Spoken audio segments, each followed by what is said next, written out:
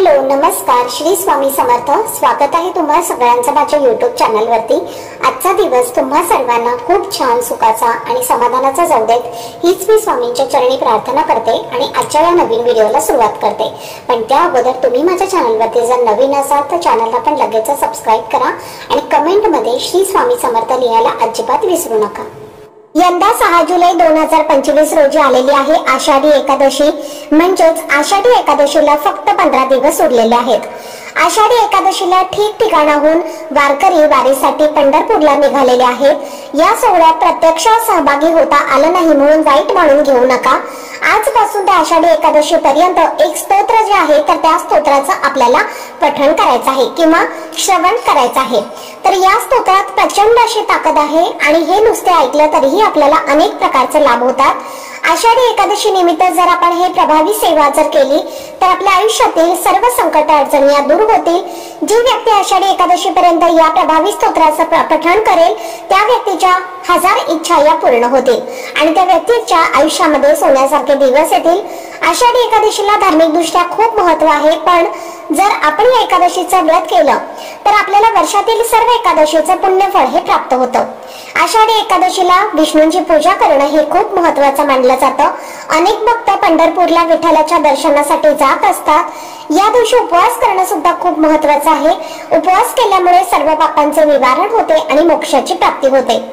आषाढी एकादशीला चातुर्मासाला सुद्धा सुरुवात होते। चातुर्मास म्हणजेच या दिवशी भगवान विष्णू हे योग निद्रेमध्ये जात असतात आणि हा संपूर्ण कालावधी एकूण 4 महिन्याचा असतो, म्हणून याला चातुर्मास असं म्हटलं जातं। आणि म्हणून या दिवशी जर आपण व्रत करून विठ्ठलाची पूजा केली तर आपल्या सर्व इच्छा मनोकामना या पूर्ण होतात आणि त्याचबरोबर सुख समृद्धी देणारी आणि दुःख दैन्य दूर करणारी अशी ही आषाढी एकादशीची ओळख आहे। आणि म्हणून जर आपण आषाढी एकादशी पर्यंत कोणत्याही परिस्थितीत या एका प्रभावी स्तोत्राचं पठण केलं तर आपल्या सर्व इच्छा मनोकामना या पूर्ण होतील आणि आयुष्याचं सोनं झाल्याशिवाय राहणार नाही।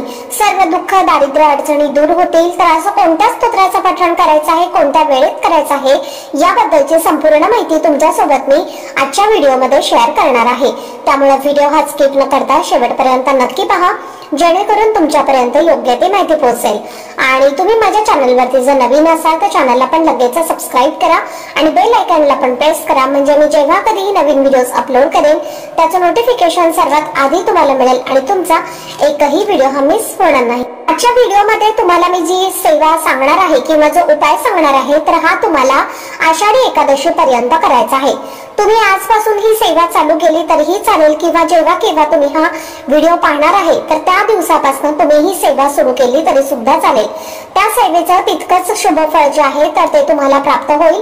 प्रत्येकाच्या आयुष्यामध्ये काही ना काही अडचणी असतातच आणि आपल्या आयुष्यातील सर्व अडचणी दूर व्हाव्यात यासाठी प्रत्येक जण प्रयत्न करत असतो, पण प्रत्येकाच्या आयुष्यातील सर्व अडचणी सहजच दूर होत नाहीत आणि म्हणूनच आपल्याला आपल्या आयुष्यातील सर्व दुःख अडचणी संकट दूर होण्यासाठी ही एक प्रभावी सेवा जी आहे तर ती करायची आहे। जर तुमच्या काही इच्छा असतील, कष्ट आणि मेहनत करूनही तुमच्या कोणत्याही इच्छा पूर्ण होत नसतील, मग तुमची इच्छा एखादी नोकरी प्राप्ती करण्याबद्दल असेल किंवा घर खरेदी करण्याबद्दल असेल किंवा एखादी आर्थिक उलाढाल तुम्हाला करायची आहे पण योग्य तो मार्ग मिळत नसेल तर अशा सर्व इच्छा मनोकामना पूर्ण होण्यासाठी, मुलांची उत्तम प्रगती होण्यासाठी आणि आपल्या घरामध्ये सुख शांती समृद्धी ही कायम टिकून राहावी आणि आपल्या पतीची भरभरून प्रगती व्हावी, घरात पैसा हा कायम स्थिर राहावा यासाठीच आपल्याला ही प्रभावी सेवा जी आहे तर ती आषाढी एकादशी पर्यंत करायची आहे। जर तुम्ही ही सेवा अगदी मनोभावे आषाढी एकादशी पर्यंत पूर्ण केली तर तुमच्या आयुष्यात सोन्यासारखे दिवस हे आल्याशिवाय राहणार नाही। तुमच्या आयुष्याचं सोनं होईल, घराची, मुलांची आणि पतीची अगदी भरभरून प्रगती होईल, कारण आषाढी एकादशी निमित्त ठिकठिकाणावरून पंढरपूरला विठ्ठलाचा नामघोष करत अनेक वारकरी जात असतात आणि त्यामुळे वातावरणामध्ये सकारात्मक लहरी या खूप जास्त प्रमाणामध्ये सक्रिय असतात आणि जर आपण याच वेळेमध्ये ही सेवा केली तर त्या सेवेचं आपल्याला खूप अधिक पटीने फळ हे प्राप्त होतं।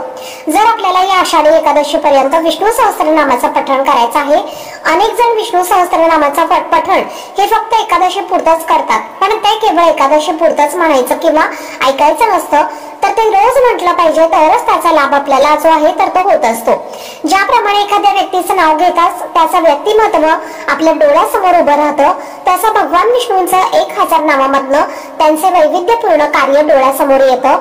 विष्णूंच्या नावाबरोबरच त्यांच्या कार्याचीही उजळणी व्हावी या हेतूने महाभारत कालापासून विष्णू सहस्त्रनाम स्तोत्र मोठ्या भक्तिभावाने म्हटलं जातं। महाभारताच्या अनुशासन पर्वतानगत दानधर्म पर्वतामध्ये 149व्या अध्यायात विष्णू सहस्त्रनामाचा उल्लेख आढळतो।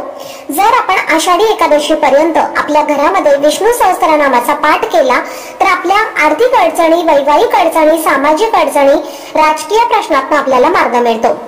गर्भधारणेच्या संबंधित समस्या दूर होतात। गर्भसंस्काराच्या वेळी हे स्तोत्र ऐकलं तर मुलांवर चांगले संस्कार होतात। ग्रह दशा कुठलीही असो, विष्णू सहस्त्रनामाचं पठण केल्यामुळे मनशांती लाभत असते, भय कमी होतं आणि संकटावर मात करण्याचं आपल्याला बळ मिळत असतं।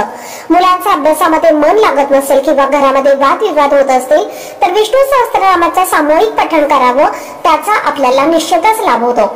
आता ही सेवा जेव्हापासून तुम्ही सुरू करणार आहे त्या दिवशी तुम्हाला सर्वप्रथम तुमचे हातपाय स्वच्छ धुवून घ्यायचे आहेत। देवासमोर एक तुपाचा दिवा लावायचा आहे किंवा तेलाचा दिवा लावायचा आहे। देवघरासमोर एक तुम्हाला आसन टाकून सर्वप्रथम संकल्प करायचा आहे।